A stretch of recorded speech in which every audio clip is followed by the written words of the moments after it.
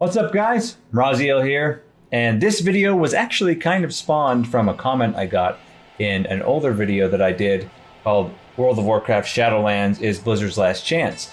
And this is going to be talking about why is Blizzard suddenly listening to everything. They're making huge changes, all due to feedback from the Shadowlands alpha. In this video, I'm going to talk about why they're suddenly listening to all their feedback and doing good work from what we can see in the alpha. And that reason is because they fucking have to. I am Raziel.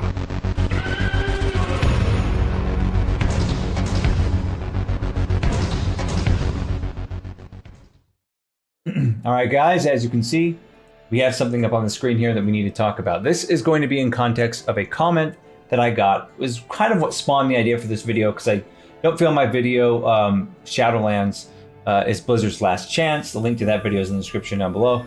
I didn't go into enough detail there, so I wanted to talk about this because the bottom line is Blizzard is listening to feedback. They are making huge changes of what they've done in the alpha as far as like in Torghast. They removed the torments because players said they didn't like it in the alpha. They've completely revamped shamans and mages and warlocks because people were in the alpha were saying they weren't playing well. They've made some good changes to Death Knights as well. They're just really listening this time. And mad props to Blizzard. Thanks for listening, Blizzard. Activision Blizzard, I should say. But I'm not going to give too much credit because they're kind of forced to at this point. There's a big difference between, because what. Let me reiterate here. Sorry, I'm kind of mumble mouthing this, but the comment that was in my other YouTube video said, yeah, everyone says that World of Warcraft, this expansion is their last chance, and then it comes out, and then it's shit, and then it just repeats. The cycle repeats. Now, this was 2, 3, 4, 5 years ago. I would have 100% agreed with this comment, but here's the thing: there's some key differences now that weren't there 5 years ago. But to get a little more context, let's go into the history of World of Warcraft, as you can see here at sub numbers. Now, after the, quarter of the way through the release of Warlords of Draenor, Blizzard, stopped sharing their sub numbers because they were getting really bad. But as you can see here, World of Warcraft released in 2004, and you can see that its subs just kept going up and up and up and up. Up and up and up and up and up, all through Burning Crusade, Wrath of the Lich King. They stayed pretty steady all the way through and went up near the end. Okay, now you probably already know this, but during Wrath of the Lich King is when Activision acquired Blizzard. Now, Vanilla, Burning Crusade, Wrath of the Lich King, all fantastic expansions, and almost anyone who's played WoW during that time period, even if they still play today, will tell you that one of these three versions of the game is the best the game ever was. So some people think it's vanilla. I think it's personally Burning Crusade. A lot of people think it's Wrath of the Lich King. It's all personal taste. Wrath of the Lich King is the first expansion where we started to see some systems such as Group Finder stuff get added that are still very controversial systems in the game of World of Warcraft. But I'm not going to talk about those systems. I'm just going to talk about their sub numbers. Then Cataclysm came out, right? The first expansion released 100% when it was Activision Blizzard and not Blizzard. As we know, Vanilla, Burning Crusade, and Wrath of the Lich King were developed by Blizzard's, S team, their S tier class team, Blizzard North, and before they left, and was really about Blizzard's mantra of we will make the game the best we possibly can. Games made for gamers type of thing, right? Blizzard quality was a tried and true thing back then. Now, Cataclysm had several problems. First and foremost, it was bad execution in that they spent way too much time developing parts of the game that not a lot of people would experience. The entire new world in the Cataclysm, which was mostly for new players. But to their credit, they tried bringing the entire game, the end game and everything, back to the original two continents of Azeroth instead of building a whole new zone that we'll be in for 2 years and then forget about, like every other expansion before and after. But it failed, Cataclysm failed, and we started to see the leaking in of Activision's mantra, which is, what can we get away with, essentially? What can we do? How can we make the most money by putting in the least amount of effort? Now, Mists of Pandaria, even though its sub numbers never even hit Cataclysm's top levels, right? Not even close. Is objectively, I think, was a better expansion than Cataclysm was. Cataclysm was actually rock solid until the end of the first raid tier, and then everything fell off the fucking horse, and yeah, we all saw how that worked out. But Mists of Pandaria, well, the biggest complaint I hear about Mists was the dailies and just the pandas in general, like the, the characters and all that. It was like pseudo-Chinese wisdom shoved down your throat nonstop. But the raids were top quality in Mists of Pandaria. They were really good. The PvP wasn't nearly as bad as it is like now or in Legion and things like that. It was pretty good. Then you go over to Warlords of Draenor. Right at the release, we see this big spike here because, back to top of Mr. Pandaria's levels, and people thought it was going to go up even more. But it completely fell off the wagon because Warlords of Draenor was literally the definition of a developer putting forth no effort, having no communication with their fan base, using schemes to take advantage of their fan base to try to get you to buy the game multiple times, all kinds of typical AAA, Activision, EA type level stuff. Just a complete shit show, right? So World of Warcraft completely fell off the reins, and we started to see it, and a lot of people, including myself, started to predict it when we heard of the Activision Blizzard merger. Okay?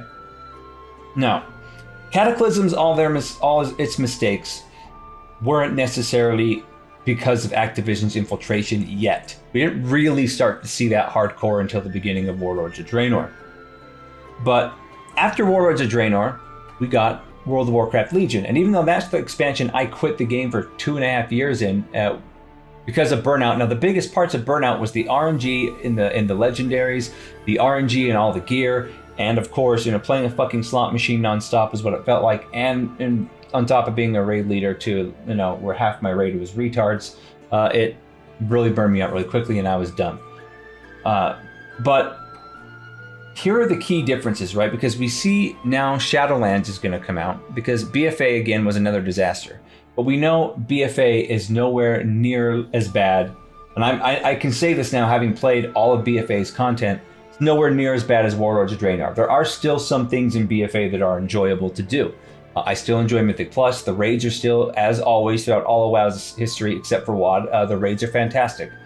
It's the PvP, yeah, it's a shit show, but it kind of has been for a long time.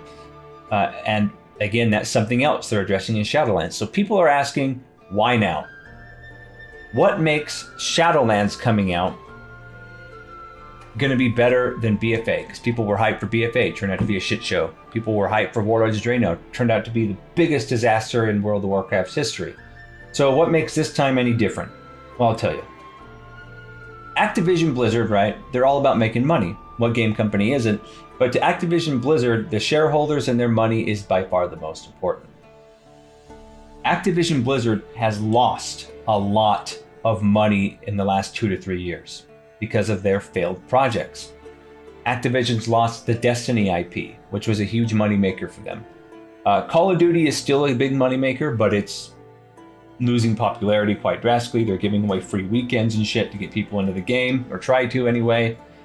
As far as Blizzard's IPs are concerned, Hearthstone's dead, Heroes of the Storm is dead, and Diablo has been in pure panic rush, to get something out done mode ever since the announcement of Diablo Immortal, where a scene probably similar to this happened backstage during that BlizzCon. Hey, you pencil-pushing needle dick! What the fuck is going on down there? Have you seen our stocks dropping? You'd better get your ass on the other line and tell those mentally handicapped monkey drones to get something together as soon as possible. Don't you have a phone? Yeah, I have a phone. You better, you fucking little cocksucker!